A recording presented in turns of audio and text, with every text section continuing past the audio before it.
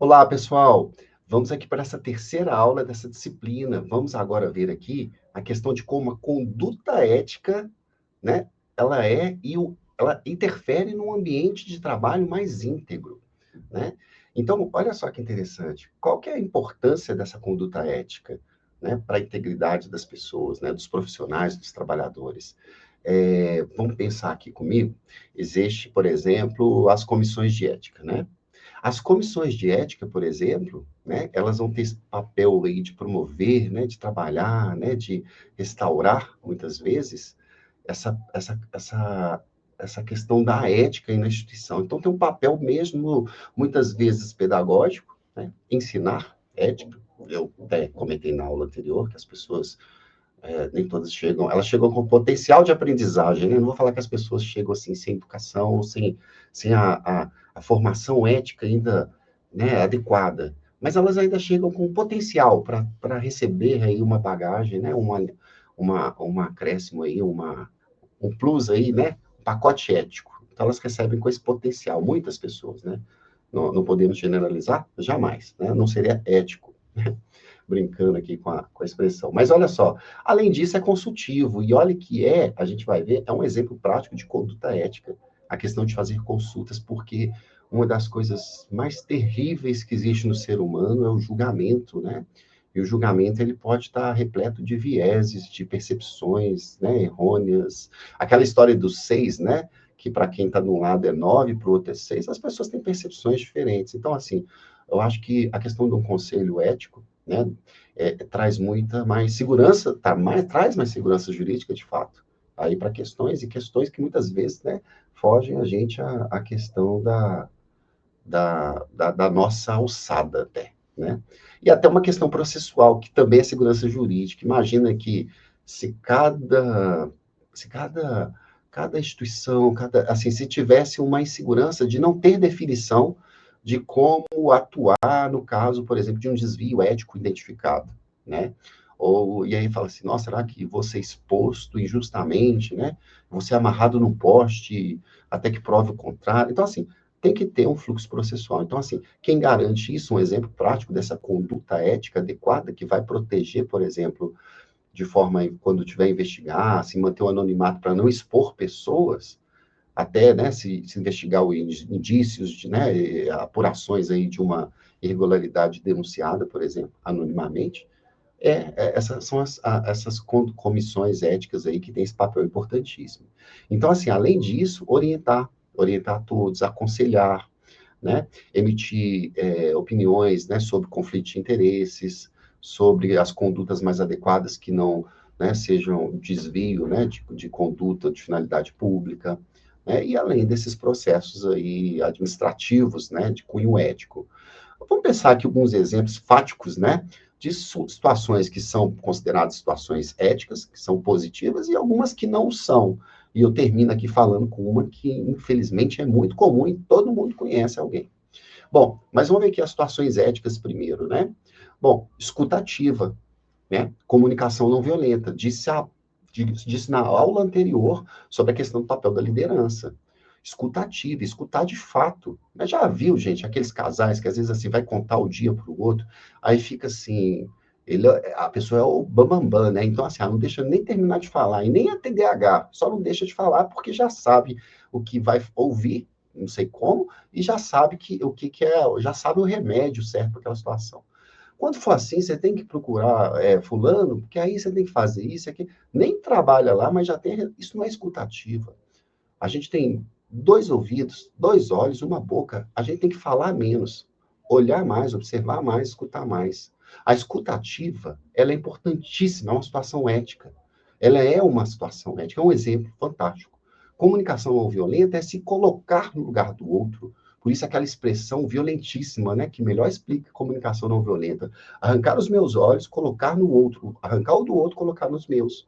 Eu tenho que ver com o olhar dele, o ponto de vista dele, do outro local. Eu tenho que me colocar lá. Eu tenho que sentir na pele. E só assim eu consigo fazer aqueles 4 passos da comunicação não violenta. Eu vou observar sem rotular. Ah, é a pessoa problemática, já passou em vários lugares. Não. Não faça isso, observe. Pode ser que seja mais uma vez, mas assim, observe sem julgamentos. Entenda os sentimentos que estão no ar. Há sentimentos no ar, são pessoas, são não? Ou é inteligência artificial já? São pessoas. Entenda os sentimentos. Dos sentimentos, vai buscar entender a necessidade. Aí você se coloca no lugar dele. E aí você consegue fazer pedidos que criam um engajamento, que aproximam. Ou seja, você se coloca no lugar dele, então você mostra isso de no linguajar, falando, olha, eu entendo o que você está sentindo, porque sua necessidade é essa. Mas eu também tenho, né, essa questão. Líder mostra, às vezes, a vulnerabilidade mostra que ele também tem que ter entregas, obviamente.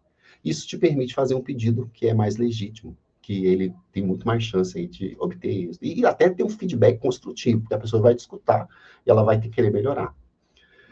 Ó, mas lembrando aqui que as comissões éticas ela têm um papel fundamental. Então, uma situação ética também, outro exemplo ético é de consultar, né? Isso dá segurança jurídica. Você vai ter, por exemplo, uma instância colegiada que vai opinar sobre um assunto. É diferente de eu acho. Não tem espaço para eu acho, muitas vezes. Todo mundo tem uma limitação de conhecimento. E todo mundo pode ser... É o princípio do método científico. Sempre alguém vai poder contribuir com o trabalho científico, sempre outra opinião, por exemplo, uma banca, né, vai ter uma contribuição, nem sempre, né, mas assim, via de regra, há contribuições que vão melhorar, né, aquele produto. Né? Além disso, por exemplo, podemos aqui dar mais dois exemplos. Uma atuação educativa, de fazer campanhas, né, disseminar conhecimento sobre ética e de restaurar. Isso aqui também falta muitas vezes. Ter uma preocupação com quem já foi violentado. Às vezes todo mundo finge que não vê. Uma situação ética é saber o que aconteceu e dar um cuidado especial, né, até por equidade, né, por justiça, ali no caso concreto, a chegar de uma forma justa a essa pessoa e restaurar a dignidade da pessoa humana. É um aspecto humanitário, né? Agora, vamos ver aqui algumas situações antiéticas, e a última eu já falei que ela é destaque, tá? Ela é top one. Humilhação ou exposição não é adequado, mas acontece, às vezes, até por forma de falar, o tom da voz, o jeito que fala, né? E quando manda mensagem, as pessoas, uns vão achar que está gritando, outros vão falar que está chorando. Então, assim, a comunicação é muito importante também, né? Às vezes é melhor mandar um áudio mesmo, mas sem gritar, mas um áudio, para não gerar dúvida. Mas, geralmente, o escrita dá muito problema, né? E o assédio, gente, o assédio é o mais comum, o assédio moral, mas também tem o assédio sexual, né? Que aí até questão criminal. Então, assim, são situações super antiéticas, né? A questão da comparação, comparar pessoas no ambiente de trabalho. Ah, fulano fez tanto tempo. Olha, tem momentos de vidas, tem, por exemplo, pessoas que tiveram mais investimento, né? Ou tiveram mais condições. O bom gestor, ele vai ver as diferenças, assim, vai saber trabalhar as diferenças das pessoas. É igual uma comissão de licitação, que você tem pessoas que vão ter o perfil mais detalhista, que vão construir uma tabela toda rigorosa, e que vão estar, assim, bem concentrados, e tem outros que têm uma habilidade interpessoal maior. Comparar pessoas é antiético. E aquela que é a campeã, né, campeã aí no ambiente de trabalho, mas é uma situação muito antiética, perigosa, a fofoca. Fofoca. Já conheceu algum fofoqueiro no trabalho? Isso é um inferno, mas tem em todo lugar. Porque a fofoca, ela aumenta ruído, ela leva em verdades, a pessoa melhora, né? Ele é um roteirista de novela mexicana, ele melhora uma situação, ele cria uma situação, assim, não sei se é da cabeça dele, mas assim, o negócio fica melhor mesmo. Fica muito mais interessante a informação. O fofoqueiro te prende a atenção. Só que ele faz mal para a organização. Esses grupos informais, essas fofocas, isso aí machucam pessoas. A fofoca, eu não lembro se era Dom Bosco ou Dom Cabral, mas assim, tinha aquela coisa assim, depois que você solta, é como jogar um saco de pena, de ganso, sei lá, assim, do alto da montanha. Você nunca mais recupera tudo. Isso é super antiético. Infelizmente, isso não tem dado, né, a punição devida, os fofoqueiros, né? Uma hora a gente vai ter que conversar sobre os fofoqueiros e o que fazer com eles, né, gente? E assim, finalizando aqui, algumas estratégias muito importantes para, assim, chegar no ambiente íntegro, né? Caça aos fofoqueiros, seria uma. Mas, assim, responsabilização das pessoas, advertência aos fofoqueiros, ué. Censura, né? Falar, ops, isso é fofoca, você pode provar o que você está falando? Ah, não, mas está interessante. Não, não. Recomendação de medidas administrativas, né? Ou seja, você vai educar pessoas, falar, fofoca é feio, menino. Se ele não aprendeu em casa, não aprendeu na escola, vai aprender no trabalho, fofoca é feio, Não é de Deus, não. Ficar falando dos outros sem ter prova, etc. Então, assim, tem que repreender o fofoqueiro, né? Internalizar nele o que é o mal que ele está fazendo. Né? O plano de integridade da Sejus, por exemplo, ele vai trazer esse comprometimento aí da estrutura de governança, né, envolvimento da alta administração, para conseguir um ambiente íntegro. Pensando naquela questão da liderança e do envolvimento, né, da alta administração é muito importante.